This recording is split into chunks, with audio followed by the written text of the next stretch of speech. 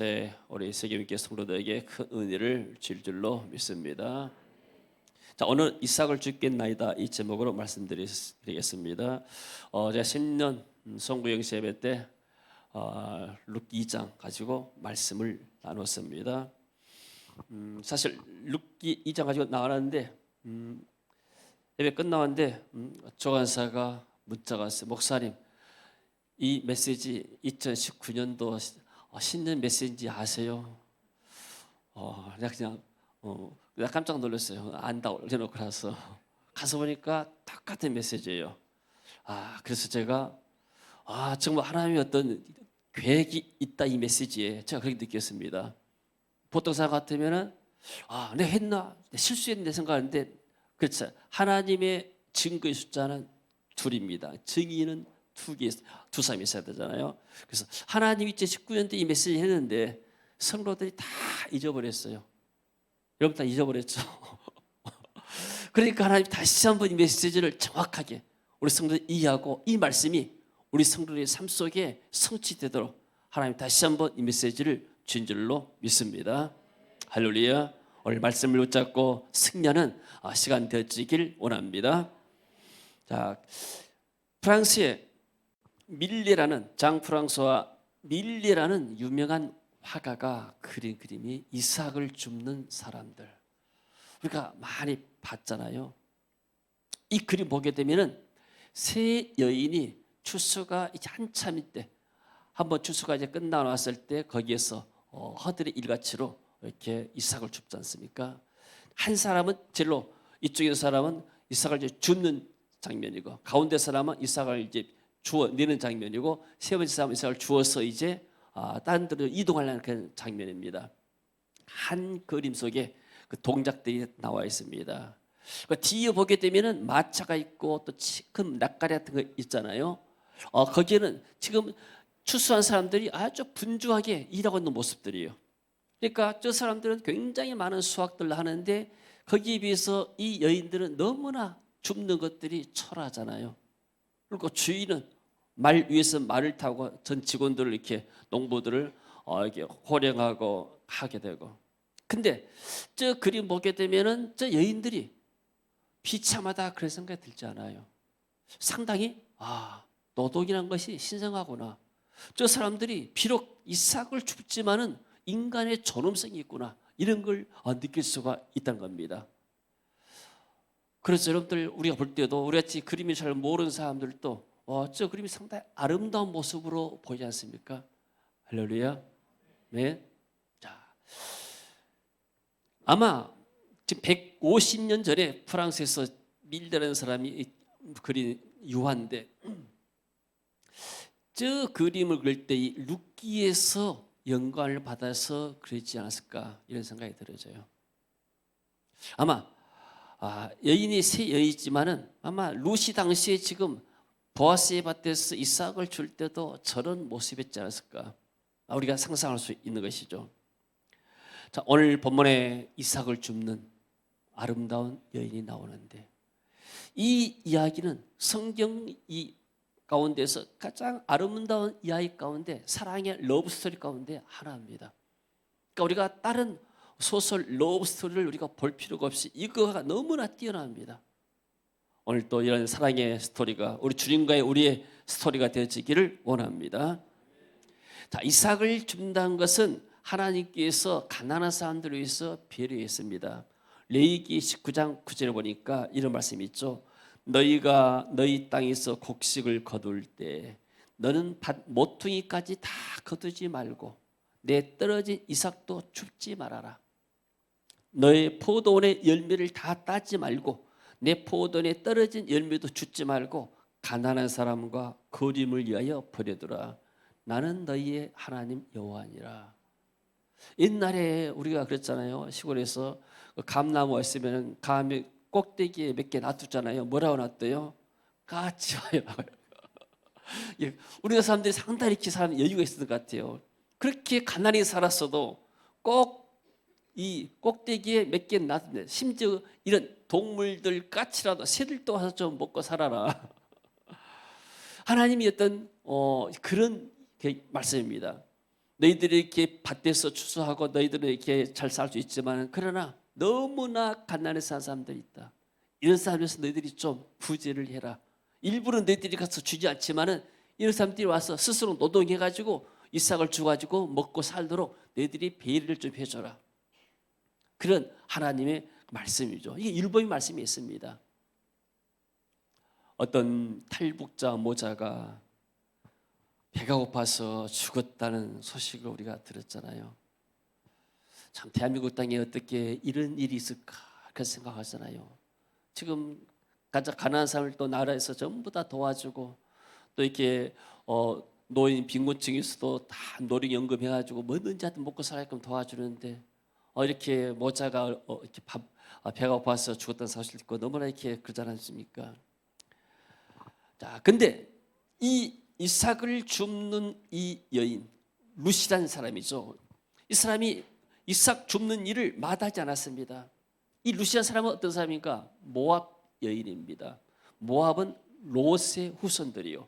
아브라함의 조카 롯의 후손이지만은 이 롯의 후손이 나중에 결국은 하나님을 따라서 우상을 섬깁니다. 모압과 암몬 족속이 롯의 후손인데 이 사람들은 그모스라는 신을 섬긴데 이 그모스라는 신은 어떤 신이냐면은 자기의 자식을 불로 태워서 제사드리는 이런 아주 극렬한 극악한 우상 종교입니다.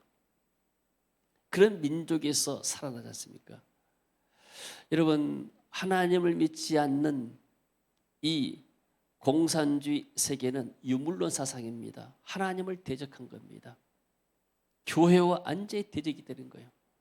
그러니까 우상이나 공산주의, 저는 공산주의를 어떤 종교로 봅니다. 하나의 어떤 사상의 종교로 본 것이죠. 그러니까 이런 것들은 전부 다 하나님을 대적한 겁니다. 그래서 이 그 우상 민족에 살다가 어느 날 이스라엘에서 한 가족이 자기 모압 나라로 이민이 왔습니다. 와서 보니까 거기에 어떤 청년들이 있는 거예요. 그래서 그 청년과 더불어서 거기서 국제 결혼을 하는 겁니다. 오늘날 말이면 저쪽에 어디 무슨 뭐 이렇게 다른 나라에서 우리나라 왔다. 뭐 예를 들어서 일본에서 어떤 사람이 이민 왔는데 우리나라 왔는데 일본 남자하고 한국 여자하고 결혼과 똑같이 생각할 수 있는 것이죠. 국제 결혼입니다. 근데 남편이 죽어버렸어요. 그리고 시어머니는 이제 자기 고국 땅으로 예루살렘으로 베들레헴으로 돌아간다고 합니다. 근데 이 모압 여인 룻은 시어머니를 따라갔습니다. 이 시어머니는 너무나 이렇게 좀 힘든 사람입니다. 남편 죽고 두 아들 다 죽어버려서 10년 동안에 그러니까 신앙이 생활하다가 신앙이 내려가면은 삶도 내려가는 거예요. 신앙이 타락하게 되면 모든 것들이 다 문제가 생긴 것이죠. 풀도라는 사람은 이렇게 표현했습니다. 여자는 그 당시에 남자보다 연약한 존재다. 여자 중에서도 노년기에 여자는 더욱 약하다. 그 중에서도 과부는 더욱 불쌍하다. 거기에 가난한 과부는 더더욱 측은하다. 나아가 가난한 노년기의 과부 중에서도 자식이 없는 사람은 더욱 처량하며 그것도 먼 타국에서 계기된 자식 없는 가난한 노년기의 과부는 실로 가리라며 불쌍하다. 어디 하나 의지할 데 없는 이런 나오미의 삶이었습니다. 이 사람이 쉽게 말해서 풍족에 나갔다가 완전히 실패해서 남편 죽고 두 아들 죽고 이방 여인 며느리 하나 데리고 지금 베들레헴으로 온 겁니다. 완전한 실패의 삶이죠. 거기에 이 모압 여인 룻이 며느리로 옵니다. 이 며느리가 뭐라 합니까? 2장 2절에 보니까 모압 여인 룻이 나오미에게 이르되 원하건대 내가 밭으로 가서 내가 누구에게 은혜를 입으면 그를 따라 이삭을 주겠습니다. 아니, 이삭을 준다는 것은 내 자존심 생각하지 않고 또 나는 이제 이방 여인인데 다른 사람들이 나를 희롱할 수 있잖아요. 그러잖아요. 더구나 이방 여인인데 이 사람 남편도 없고 또 그 보호자도 집안에 시아버지도 없고 아무것도 없는 약자인데 많은 사람들이 그 여자를 희롱할 수도 있는 겁니다. 그럼에도 불구하고 다른 거 다 상가지 않고 와서 내가 이삭을 주겠습니다. 이 말은 자기의 어떤 희생, 내가 내 시모를 위해서 내가 십자가를 지겠습니다. 내가 희생하십니다. 내가 하찮은 일이라도 내가 하겠습니다. 내가 어머니를 내가 봉양하겠습니다. 공경하겠습니다. 이런 의미죠.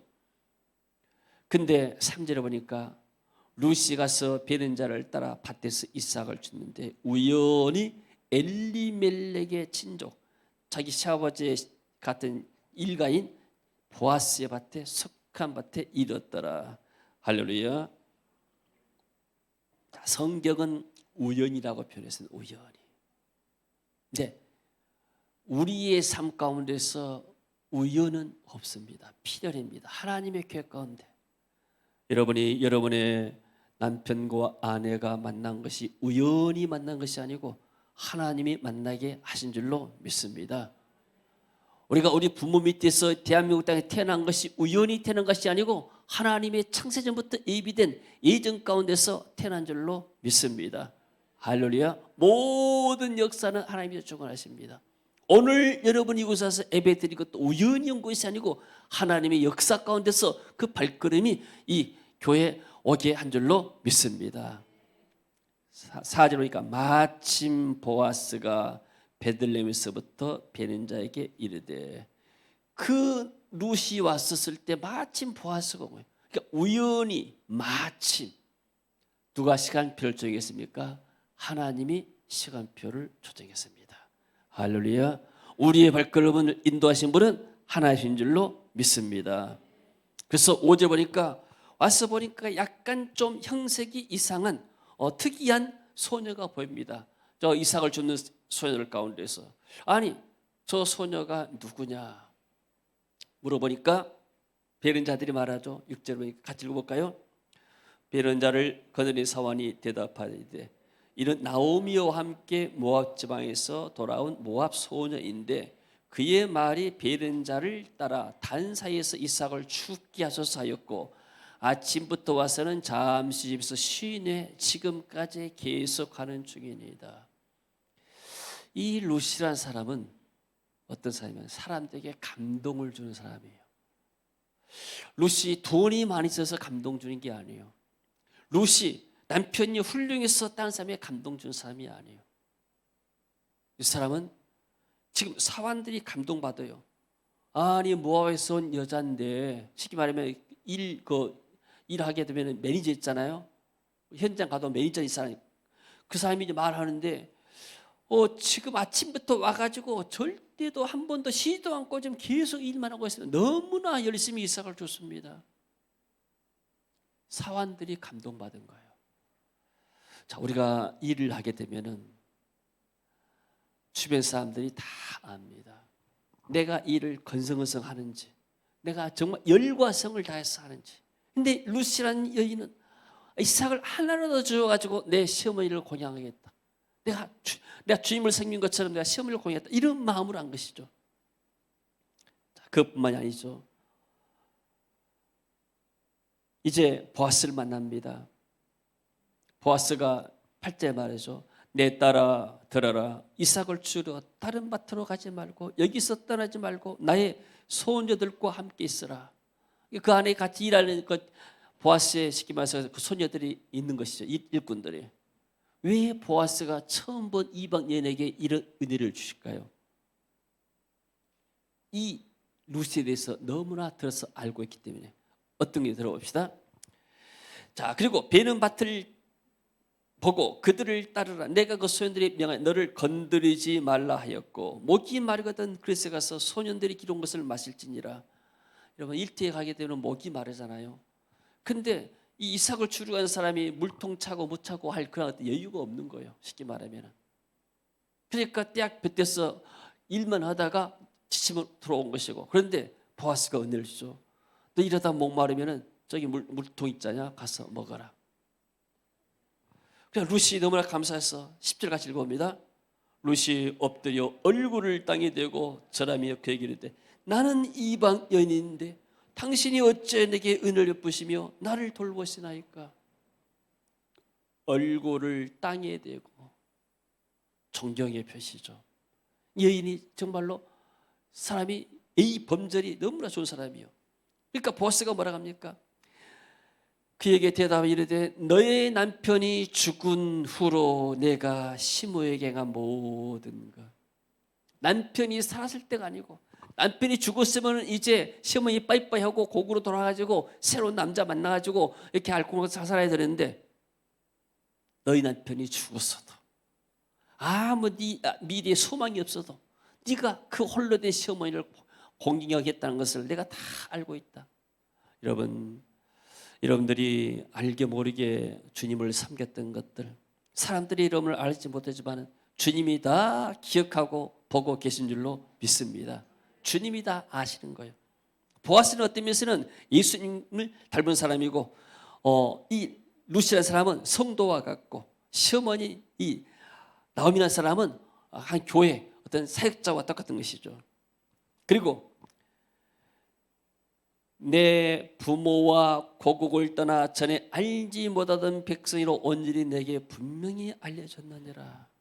네가 하나님 믿으려고 우상 땅에서 부모, 형제, 친구들 다 버리고 고향과 친척을 버리고 이 예루살렘 베들레헴으로 온 것을 내가 다 들어서 알고 있다. 너의 믿음을 내가 다 보고 있다.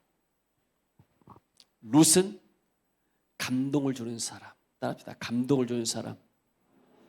한번 같이 합시다. 따라합시다. 새해에는 다른 사람에게 감동을 주는 사람이 되자. 아멘.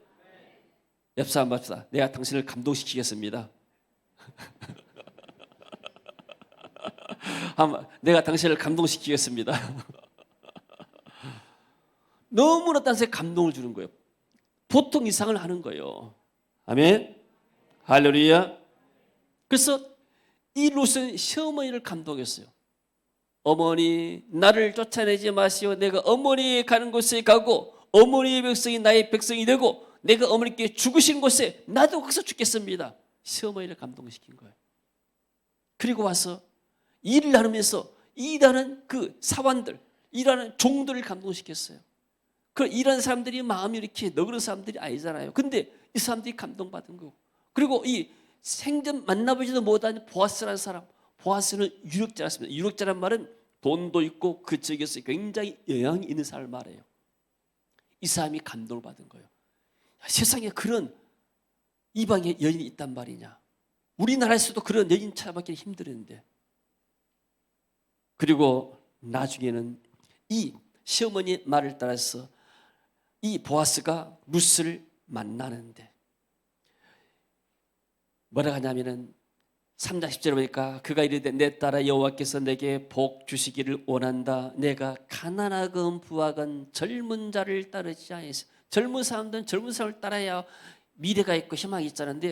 이 보아스는 나이가 좀 많이 든 것 같아요. 네가 나를 따라왔구나. 내가 베푼 인애가 처음보다 나중이다. 보아스가 더 감동받은 거예요. 세상에 이런 일이 있느냐.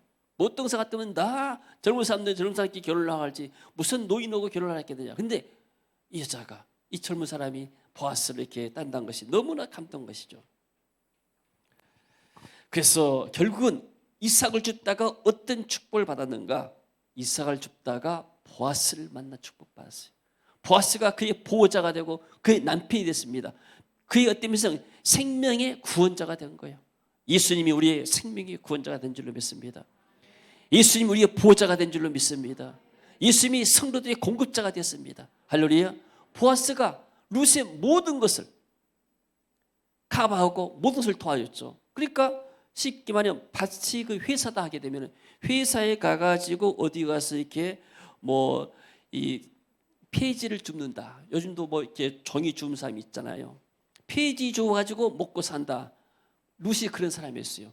근데 페이지 줍다가 그 사장의 눈에 띄어가지고 도대체 이 여자가 누구냐? 아, 저쪽 어디 요즘 뭐 이렇게 저쪽 쉽게 말 필리핀이나 인도네시아에서 온 소녀인데 하나님 믿으려고 왔대요. 인도네시아 무슬림에서 무슬림 떠나가지고 이렇게 예수 믿으려고 한국 왔대요. 결혼해가지고 한국 남자하고. 근데 이렇게 일 잘하냐? 이런 상황이 똑같잖아요. 그래서 사장 만나가지고 결국엔 사장의 부인이 되고 회장 부인이 됐잖아요. 자, 여러분, 우리는 생각할 때 많은 사람들 아는 것이 좋다고 생각합니다. 그러나 학자들 연구에서 그렇지 않다 생각합니다. 미국의 심리학자 데이비드 맥클랜드라는 사람이 말합니다. 보통 사람들의 성공과 실패가 어디에 따라 있는가? 우리와 함께한 사람들이 우리 성공과 실패의 95%가 차지한다. 내가 성공하려면 성공하는 좋은 사람을 만난 것이고, 내가 실패하려면 실패할 나쁜 사람을 만나는 거예요. 사람들이 왜 사기를 당합니까? 사기꾼 만나기 때문에 사기당하는 거예요. 이해가 되십니까? 그러니까 가장 부자들이, 어떤 사람이 5년 동안에 한 200명 부자들을 인터뷰해서 습관을 조사했습니다. 톰 쿨리라는 사람이 부자들의 공통된 습관 중에서 가장 중요한 것이 무엇인가? 인간관계를 맺는데 가장 공을 많이 세워요. 요즘 사람들은 인간관계를 잘 맺지 않잖아요. 나 혼자만 잘 살면 되지. 그러나 그런 사람들은 고독한 거예요. 나라도 마찬가지입니다. 나라도 우리나라만 잘 살면 되지, 우리끼리만 잘 살면 되지. 외부에 개방하지 않냐고, 또 새로운 세계 기술 이런 것들을 받아들이지 않고 혼자만 있으면 도태되어 버린 거예요. 북한이 그러잖아요. 지금 어떤 나라가 북한하고 잘 교역도 하려고 하잖아요. 지금 북한과 교역하고 동거래 하게 되면 미국에서 압력 오게 되면 그 나라 경제가 무너지기 때문에. 그러니까 결국 뭐냐면 인간관계, 좋은 사람과 인간관계를 맺는 거. 할렐루야. 여러분, 우리가 이렇게 비전 스쿨을 하면서 강사가 보통 한 번 비전 스쿨 하게 되면 20명, 30명 강사가 쓰잖아요. 인적 네트워크입니다, 이게. 그리고 또 이렇게 여러 교회 목사님들 또 성도들이 이렇게 같이 협력해서 네트워크를 이뤄가지고 이런 사역도 우리가 감당합니다. 이게 뭐예요? 인간관계입니다. 그래서 주위에 긍정적인 사람들로 채우는 방법, 좋은 사람을 만나는 방법이 무엇인가? 독이 되는 사람을 멀리라. 여러분, 독감 환자 옆에 있게 되면 나도 독감 걸 수 있는 확률이 많잖아요. 그러니까 독이 되는 사람을 멀리해라. 그래서 한 부자가 말합니다. 나는 독이 되는 부정적인 사람들과 접촉을 나는 제한한다. 그들은 나에게 부정적인 영향을 미치는데 이 문제를 해결하고 장애물을 극복하는 나의 능력을 떨어뜨린다. 이런 부정적인 사람 만나고 나면 그것을 다시 긍정적으로 회수하려면 굉장히 에너지를 많이 소비된다는 거예요. 우리가 사람을 많이 만나는 게 좋은 게 아닙니다. 좋은 사람과 만난 것이 좋은 것이죠. 지금 이 루시 어떻게 성공했습니까? 베들레헴에 있는 수많은 사람들, 수많은 남자들을 많이 만나고 선을 많이 봐가지고 성공했습니까? 그게 아니에요. 정말로 중요한 사람, 보아스 한 사람 만나니까 문제가 다 해결되어 버렸어요. 할렐루야. 우리는 세상에 어떤 권력자나 어떤 부자를 만나보아도 만왕의 왕이신 우리 주님을 만나고 나면, 주님의 인도를 받고 나면 우리의 모든 문제가 해결될 줄로 믿습니다. 할렐루야. 그리고 되고 싶은 모습의 사람과 어울려라. 그러니까 내가 헬스클럽 가서 운동한다. 그러면 그런 사람과 어울리게 되면 자꾸 운동 이야기 나오고 가서 헬스 가게 되고, 그렇게 해서 내가 또 헬스 하면서 운동할 수 있는 것이죠. 그런 것처럼 운동하는 사람들 속에 묻혀 있으면 운동한 것이 당연하게 여겨지고, 그러다 보게 되면 더욱더 운동할 수 있게 된다. 되고 싶은 사람들과 어울려라. 그리고 책과 미디어의 도움을 받아라. 왜냐하면 모든 사람들 좋은 사람 만날 수 있기 때문에 요즘 유튜브를 할지 아니면 뭐 이렇게 좋은 도서를 할지 이걸 보면서 내가 이렇게 긍정적인 것들을 내 삶을 발전시킬 수 있는 방향으로 나가라, 이렇게 조언을 했습니다. 우리는 예수 그리스도를 만나고 교회 안에 성령이 충만한 사람들을 만나고 나면 우리 삶이 더 발전될 줄로 믿습니다. 그리고 매스미디어가 뭡니까? 성경이, 하나님의 말씀, 성경이 가장 좋은 우리에게 생명의 말씀이고, 또 유튜브 통해 되면 좋은 메시지들이 너무너무 많이 나와요. 또 좋은 정보를 또 많이 나오지 않습니까? 자, 그래서 사람을 많이 만나는 것이 중요한 것이 아니고 정말로 중요한 사람 만나서 교제하는 것이 우리 축복이 된 줄로 믿습니다. 그래서 결국은 이 루시 축복을 받았는데, 보아스가 축복하죠. 2장 10절에 말합니다. 얼마나 멋진 말합니까? 여호와께서 너희 행한 일에 보답하시기를 원한다. 하나님이 너희 일에 보상하실 것이다. 아멘. 그리고 네가 지금 이스라엘 하나님 여호와의 날개 그 아래 복을 받았지 않느냐. 하나님 내게 상을 주실 것이다. 하나님 우리 성도들 여러분들에게 상을 줄 줄로 믿습니다. 여러분 수고에 따라서 하나님이 상을 베풀 줄로 믿습니다. 그리고 시어미가 나오미가 뭐랍니까? 내 딸아 내가 널 위해 안식할 것을 구하여 널 복되게 하야 하지 않겠느냐. 안식할 것. 여러분 나오미가 할 수 있는, 시어머니가 며느리가 할 수 있는 일은 무엇입니까? 돈도 없습니다. 백도 없습니다. 근데 지혜가 있어요. 지혜가. 여러분 나이가 드신 노인들이, 젊은 사람들은 나이가 들었다고 막 무시한 경향이 있는데 뭐가 아니라 인생의 지혜가 있는 거예요. 할렐루야.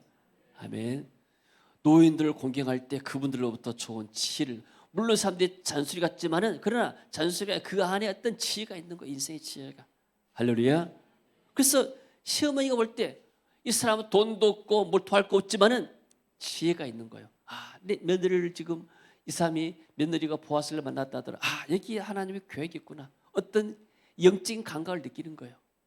아, 그래서 지금 보아스가 우리 기업 물을 자가 되는데 이 며느리가 이 보아스를 만나고 나게 되면은 뭔가 며느리가 좀 축복받지 않겠는가. 그래서 시어머니를 통해서 결국은 이 룻이 보아스를 만나서 보아스가 결혼합니다.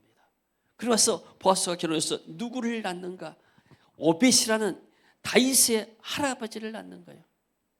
4장 13절 이에 보아스가 룻을 맞이하여 아내를 삼고 그에게 들어갔더니 여호와께서 그에게 임신하게 하심으로 그가 아들을 낳은지라. 여인들이 나오며 이르되 찬송할지로다 여호와께서 오늘 내게 기업 물을 자가 없게 하지 아니하셨도다. 그의 이름을 이스라엘 중에 유명하게 되기를 원하노라. 그리고 17절에 보니까 그 이웃의 여인들이 그에게 이름을 지어주되 나오미에게 아들이 태어났다에 그 이름을 오벳이라 했는데 그는 다윗의 아비인 이새의 아버지였더라. 다윗은 예수님의 조상이에요. 족보잖아요. 로얄 패밀리란 말 들어봤죠? 로얄 패밀리. 이방 여인이, 구원받지 못할 이방 여인이, 저주받아 마땅할 이방 여인이 하나님의 은혜로 예수님 하나님의 로얄 패밀리의 가족에 등극한 거예요. 오늘날만 무슨 명예의 전당에 들어온 거예요. 할렐루야. 하나님이 이 룻에게 은혜를 준 줄로 믿습니다. 어떤 은혜를 줬습니까? 비록 우상을 섬기던 이방 민족이었지만 하나님이 그걸 선택했어요. 이스라엘 민족이 모압 여인과 결혼한 것 자체가 불법입니다. 율법에 가나안 사람과 결혼하지 말고 이방 사람과 혼인하지 말아야 했습니다. 이스라엘 민족들은. 그럼에도 불구하고 이 나오미가 그쪽으로 이민 가가지고 모압 여인을 택했는데 거기에 하나님이 은혜를 주신 거죠. 하나님 말씀에 하지 말아야 됐다 해가지고 그래서 져준 것이 아니고 그 사람이 믿음을 보시고, 하나님은 구원의 대상을 제한하지 않습니다. 어떤 이방 민족도, 어떤 우상에 빠진 사람도, 어떤 잘못된 사상에 빠진 사람도 하나님은 구원하시기를 원하십니다. 아멘. 그리고 결국은 이 이방 여인이 하나님의 언약의 땅 베들레헴에서 베들레헴 마구간에서 예수님이 나오셨잖아요. 그 조상이 지금 룻이란 말입니다. 그리고 그를 보여줄 평생의 반려자, 공급자, 평생의 그런 이 도움 줄 수 있는 보아스를 만나는 은혜를 줬죠. 근데 룻은 이것을 모든 믿음으로 다 순종하고 받아들인 거예요. 이게 겸손한 것입니다. 여러분, 다른 사람이 우리에게 은혜를 줄 때 우리가 받아들인 것도 겸손한 마음인 줄로 믿습니다. 자, 끝으로 박항서 감독 좀 소개하고 마치도록 하겠습니다.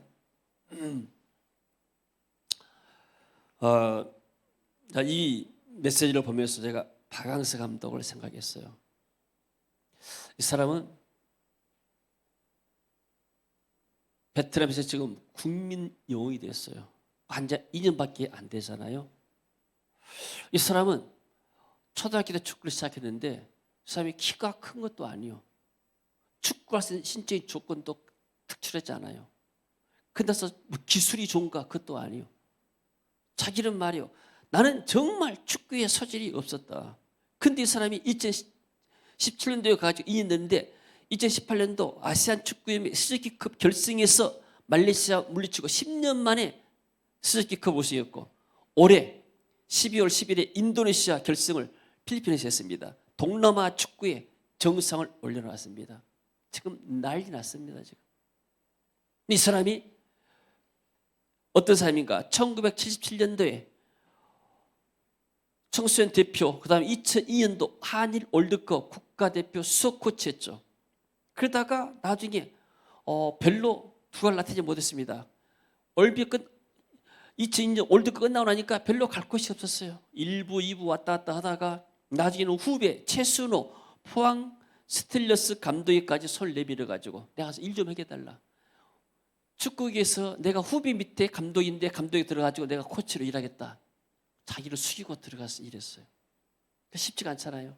그러니까 쉽게 말하면 별 볼 일 없는 주리에서 밀려난 사람이에요.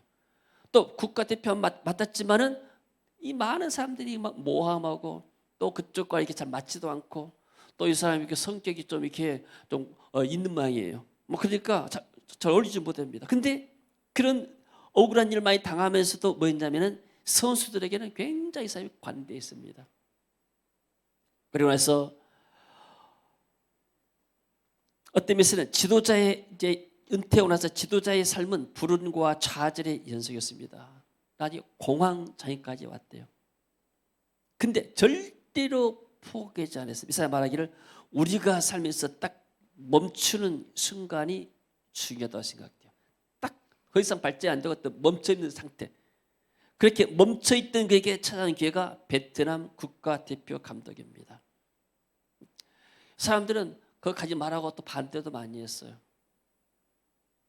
근데 이 사람은 거기에 가가지고 대박을 친 겁니다. 할렐루야. 말이 안 통하기 때문에 직접 선수들에 가가지고 마음을 전하고, 이 사람의 리더십이 뭐냐? 파파 리더십, 아버지의 리더십이에요.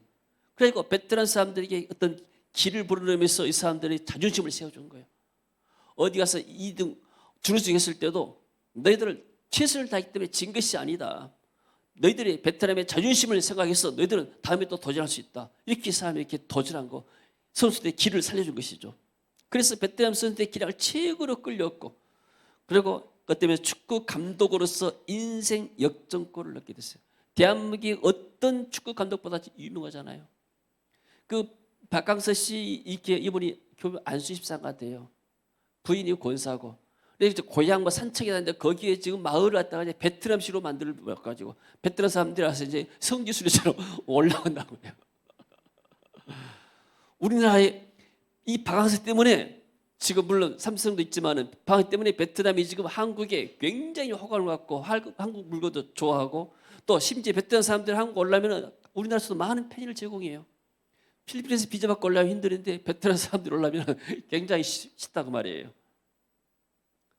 이 사람 어떤 면에서는 베트남 가서 이삭을 주었어요. 이삭을. 그렇잖아요.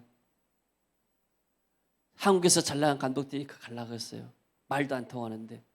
근데 그런 수고를 마다않고 거 가서 하나하나 말이 안 통하지만 자기의 마음을 전하면서 하나님에서 선수를 일궈내가지고 선수들이 성공하니까 결국 자기가 성공한 겁니다. 할렐루야. 아멘. 저는 이 우리 GBS가 어떤 면에서는 이삭 죽기와 똑같다고 봅니다. 우리가 태국에서 2008년도에 비전스쿨을 한번 했습니다. 120명, 5개 나라에, 동남아 5개 나라에 올해 1,500만을 지원했습니다. 2009년도도 똑같이 역시 5개 나라, 방글라데시, 또 태국, 그리고 캄보디아, 이쪽에 또 베트남, 이렇게 필리핀 이렇게 해가지고 5개 나라 정도 모여가지고 이렇게 했는데 2번 했어요. 그때는 우리가 오는 사람들 예비를 좀 대줬어요. 우리가. 그러니까 그분들이 오는데 수월했습니다. 그리고 지금도 제가 이렇게 선교 현장 가게 되면 한국에서 큰 교회 목사님들 와서 이 세미나한 것을 많이 소식을 듣습니다. 어떤 목사님은 현지 사역자들을 호텔에다 다 모셔요. 2박 3일 정도. 그럼 현지 목회자들은 참 좋죠. 고생하고 살다가 저 호텔에 와가지고 호텔에 묵으면서 세미나 받고 또 이렇게 좋은 음식 먹고 이렇게 굉장히 좀 이렇게 분위기도 좋고 그렇지 않습니까? 근데 우리의 사역은 그렇게 할 수가 없는 거예요. 쉽게 말해서 필리핀 마닐라에 내가 이렇게 호텔 다 좋은 거 잡아놓고 오라 하게 되면 뭐 100명, 200명, 500명, 1000명도 모일 수가 있잖아요. 근데 우리는 그런 사역이 아닙니다. 우리가 마닐라로 모셔서 할 수 있는 사역이 아니기 때문에 우리가 가는 거예요. 버스 타고. 그 시골까지 5시간 때려면 8시간 혹은 10시간 버스를 타고 내가 가가지고 그야말로 그래서 이삭을 줍는 거예요. 뭐예요? 일꾼이 이삭을. 거기서 어떤 일꾼들이 있는가? 이런 사람들을 비춰서 그래 초대를 하는 거예요. 그 이삭들이 모여가지고 이 GBS가 되는 겁니다. 할렐루야, 아멘.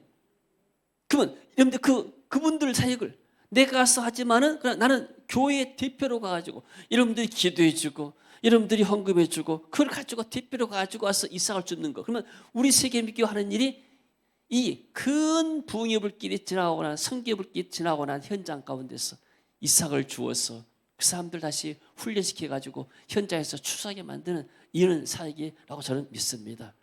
거기에 여러분들이 헌신하고 있는 거예요. 그러니까 저는 어떤 나오미의 심정으로 내가 여러분들에게 이렇게 보상할 수가 없잖아요. 여러분들이 수고하고 헌신하는 것을. 근데 뭐요? 이 시어머니가 지혜가 있기 때문에 하나님이 결국 보상하시잖아요. 할렐루야, 아멘. 자, 여러분은 이렇게 교회에서는 그렇게 하고 또 여러분의 가정이나 혹은 직장이나 사회생활 하잖아요. 여러분들 직장생활에서 어떤 것이 가장 하찮은 일입니까? 아무도 그것들을 보지 아니한 일들, 그런 이삭죽기 같은 이런 하찮은 일들, 청소를 한달지 아니면 뭐 쓰레기를 주문달지 아니면 또 하기 싫어하는 일을 한달지 이런 것들을 여러분들이 하게 되면 누가 알고 있어요? 다 직원들이 봅니다. 사람들이 다 봅니다. 그리고 그것을 또 주님이 다 보고 계십니다. 그래서 축복하시죠. 이스라엘 하나님 날개 그날에 보호받았던 내게 하나님께서 온전한 상을 주시기를 원한다. 내가 안식할 곳을 내게 찾아주지 않겠느냐. 많은 사람 만난 것이 중요한 것이요. 정말로 나를 축복할 사람, 내게 도움을 줄 사람, 이런 사람 몇 사람 만난 것이 5사람 만난 것이 내 인생의 성공이고 내 올 한 해 성공이 될 줄로 믿습니다. 할렐루야. 이 박강석 감독이 말합니다. 끝날 때까지 끝난 것이 아니다. 그리고 인생을 축구 경기에 비해서 10분 남았다고 가정하자. 10분 동안에 재역전할 수도 있고 당할 수도 있는 것이다. 역전할 수도 있고 역전 당할 수도 있고 10분이 너무나 중요하다. 10분이 어때면서 우리에게 10년이 될 수 있잖아요. 우리에게 앞으로 10년이 남았다 하게 되면 그 10년 동안에 내가 지금까지 실패했던 것들을 역전할 수 있는 기회가 될 수가 있습니다. 아멘. 할렐루야. 그래서 신년 첫 주일 제목은 이삭을 줍겠나이다. 할렐루야. 저 여러분이 하나님 맡기는 현장 가운데서 가정에서 직장에서 그리고 교회 현장 가운데서 이삭을 줍는 마음으로 정말로 주님의 겸손한 마음을 가지고 우리가 승리하는 한 해가 되시길 원합니다. 예수님도 이 땅에 오셔가지고 주위의 사람들이 다 예수님을 배척했습니다. 바리새인들, 제사장들 다 배척했습니다. 저런 나사렛에서 무슨 선한 것이 좋은 것이 날 수가 있느냐. 성경 보니까 건축자들의 버린 돌이 건물의 모퉁이들, 요긴한 모퉁이들 되었어요. 아무도 필요 없다고 버린 돌인데 예수를 이렇게 버렸는데 그 예수님이 우리의 생명의 구원자가 되고 믿음의 반석이 된 줄로 믿습니다. 할렐루야. 올 한해도 우리가 이삭을 줍다가 주님을 만나는 은혜가 있기를 원합니다. 이삭을 줍다가 새로운 돌파구가 이루어지는 은혜가 있기를 원합니다. 이삭을 줍다가 새로운 은혜, 새로운 구원자를 만나는 축복이 있어지기를 주의 이름으로 축원합니다. 하나님의 은혜를 감사드립니다. 2020년도 우리가 큰 추수를 기대한 것이 아니고 하나님 큰 부흥의 불길이 휩쓸고 간 이 한국교회 현장에서 이삭을 줍는 심정으로 한 영혼 한 영혼들을 우리가 구할 수 있도록 축복하시고 세계비전교회가 큰 부흥의 불길이 지나고 간 선교 현장 가운데서 이삭을 줍는 마음으로 우리가 일꾼들을 채워서 세우는 일을 감당할 수 있도록 주님 역사하옵소서. 예수님 이름으로 기도합니다. 자, 우리 선교 한국 우리 찬양 한번 합시다.